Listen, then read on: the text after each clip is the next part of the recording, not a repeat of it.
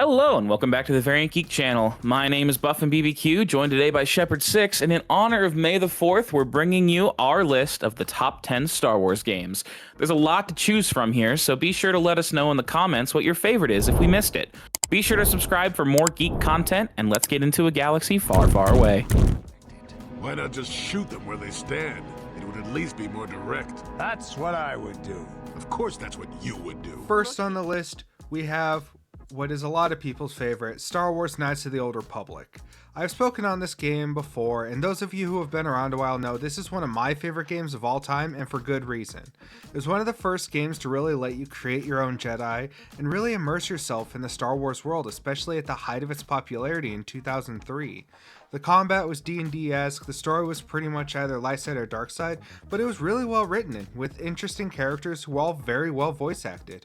All the planets were cool and fun enough to explore, it had one of the biggest twists in gaming, and had two good endings depending on which side you were on. Overall, not only is it one of the greatest games of all time, but it's definitely one of the best Star Wars games as well. Hello there. Next up, by far one of the worst reviewed games on this list, but very near and dear to our hearts, is Star Wars ObiWan. This game tells of Obi-Wan Kenobi's adventures up to and through the Battle of Naboo. Nearly all of the game's chapters take place on different planets, which helps keep playthroughs fresh. Many recognizable Jedi like Adigalia, Eth Koth, Plo Koon, Ceci Tin, Qui-Gon Jinn, and Mace Windu appear in the game's story and in their training and battle modes. It has villain bosses like a Trandoshan gang leader, the Jinha warrior chief, war chief of the Sand People, and oh yeah, even Darth Maul. The gameplay mechanics are simple and make for a fun, relaxed playthrough that I really want to see remade or remastered someday.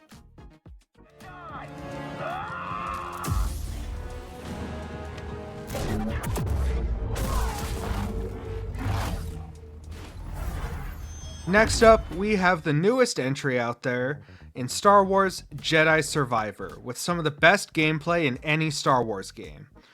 It picks up not long after the first game and offers the players many different playstyles from dual wield, cross guard, blaster, etc., as well as new abilities and a really cool open area to roam around in Kobo. The game is a lot of fun to play, and the story is actually pretty good with an alright twist at the end. It offers the players plenty of customization options, including the poncho, as well as different areas that are a blast to explore and look around in. I'm excited to see where Cal goes next after this, and if you didn't pick this up because some of the performance issues at launch, definitely pick it up now or just play it on Game Pass.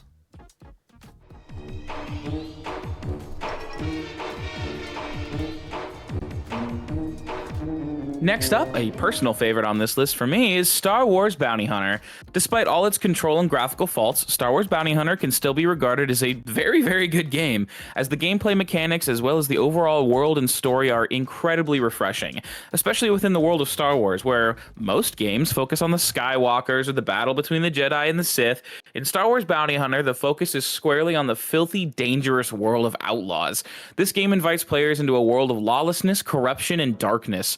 Tamora Morrison comes back for his role in Star Wars Bounty Hunter, bringing a solid performance and filling in the gaps that lead up to Attack of the Clones. The combat in the game still holds strong despite its age, and with how interesting the story is, I cannot recommend enough looking past its control shortcomings and picking up Star Wars Bounty Hunter today. Statement. Master, I am no behavior droid, but it is obvious to me that you have serious ethical problems that will need to be treated at some point. Now we have Star Wars Knights of the Old Republic 2. As the sequel to the first game on this list, this had a lot to live up to. The dialogue is some of the best you'll find, and it improved on almost everything from the first game. The companions are all cool, minus Godo mostly, and have some interesting story to them, making you want to get to know them and initiate dialogue. The maps are better and darker, which really helps encapsulate the tone set at the start of the game. It also did something that the first game didn't really touch on, and allows the player to be more of a morally gray, rather than one side or the other. While it isn't completely fleshed out, the option is still there. It also goes deeper into the lore with a really big focus on the Force and the good and bad to it. The motivations of the antagonists are all also really well written and explained. The combat is improved with new powers and special classes. All around, the game is a testament to what Obsidian can do.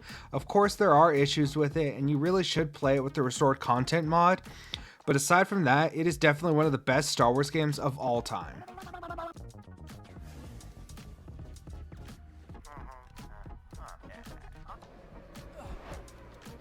Next up on our list, we have a pick that'll surprise absolutely no one here. LEGO Star Wars: The Complete Saga. This is a beloved game that combines the first two LEGO Star Wars titles into one full package. The game captures the humor and charm of the Star Wars universe using LEGO characters. The cutscenes are entertaining, and the game's lighthearted approach appeals both to kids and adults. It covers all 6 Star Wars movies, offering key moments from each film as playable action sequences. With dozens of characters, lightsaber combat, blaster rifles, there's plenty to explore. The level designs may be a little bit linear, but the game encourages exploration. Different characters unlock new paths and secrets, adding endless replay value. If you've been living under a rock, do yourself a favor and play this game.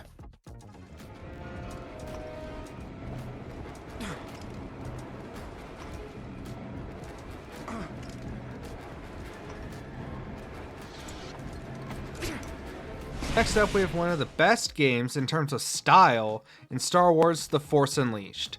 Now, the sequel did kind of leave a bad taste in a lot of people's mouths, but the first game was absolutely amazing and a lot of fun. Being able to play as Darth Vader's apprentice was unique and intriguing, and of course, him being absolutely overpowered. I mean, the guy literally force pulls a Star Destroyer down. Just added to the fun.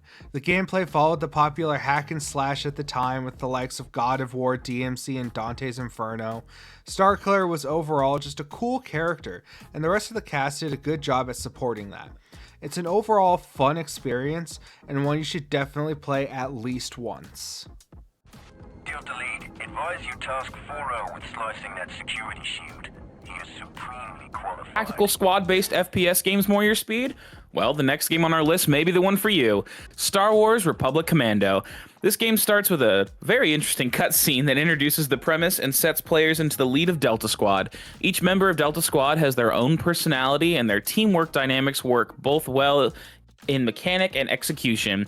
The voice acting is enjoyable, with banter between the squad members that quickly creates a comfort zone for players.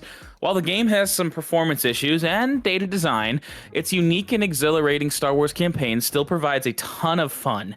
Nostalgic fans, especially those following the Bad Batch animated series, will likely enjoy it. And with the recent current gen port, it's super easy to get your hands on this classic. With the second to last game on this list, we have to go with Star Wars Jedi Knight Jedi Academy, which was one of the first Star Wars games I really sunk time into. This game is just a good old time. The character creator is different than really any other Star Wars game, as it allowed you to play as races no other game has or had, such as the Keldor and the Rhodians. The game structure was linear as you went through different missions and just got from point A to point B, but it didn't get repetitive. It was just a blast to play through. The force powers were cool and the combat was decent enough to keep you engaged without getting boring. The story isn't anything outstanding like the other games on this list, but it's good enough, especially for the time. This game is usually cheap on Steam, and if you wanted to create your own Jedi without having to play a 25+ hour campaign or a giant MMO, this is the perfect game for you. For our last entry on this list, we selected Star Wars Battlefront 2 from 2005. There really aren't enough words in the English language to describe just how much I love this game. From the quick instant action game mode to the galaxy-spanning galactic conquest, this game has something for just about every Star Wars fan. Massive space battles, ground assaults, and a rather haunting campaign told through the eyes of a 501st clone trooper that spans from the Battle of Geonosis all the way up to events even after Order 66. Star Wars Battlefront 2 is so chock full of content that I still go back and play it regularly. Obviously, at its current state, 2017's Battlefront 2 is gorgeous and a very enjoyable game, but there's just no beating the original. that ends our video on the best Star Wars games of all time. There were a lot of games we didn't cover, so let us know what some of your favorites are in the comments below. If you enjoyed this video, make sure to like, subscribe, and share with your friends, and we will see you in the next video. May the Force be with you.